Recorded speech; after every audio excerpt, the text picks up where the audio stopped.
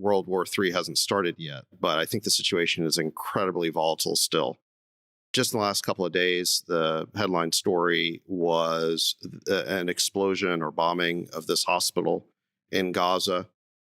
Blame immediately fell on Israel. The claim in the New York Times was that they had dropped a bomb on it from a plane. Social media was aflame with that. I think in the last day or so, the perspective seems to be changing. There's video now showing that it wasn't the hospital, but rather the parking lot next to the hospital that took the brunt of the damage. I think that it's far from clear that Israel did it. A lot of people are blaming Islamic Jihad. In any event, it's very unclear. So I'm going to continue to do what I've done, which is suspend judgment until there can be some sort of proper investigation of what happened and we find out exactly who's really responsible. But it does seem that over the last day or so, there's been now a backing off of the idea that Israel was definitely responsible for this. Nonetheless, you saw immediately in the wake of that story coming out that there were protests and riots all over the Middle East.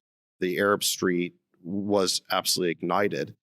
And I think that the Arab street's not going to be convinced that Israel wasn't responsible for this. I just think that they're convinced. And I think partisans on both sides are convinced about who did it, and they're going to be immune to whatever evidence comes out.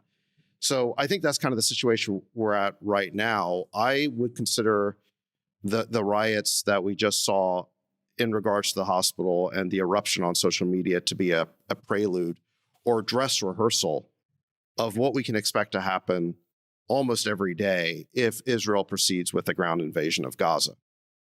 Now, they haven't done that yet, and that's why the situation seems tenuous but stable. But we're still waiting to find out if Israel's going to go into Gaza. And if they do, I think all bets are off in terms of where this is going.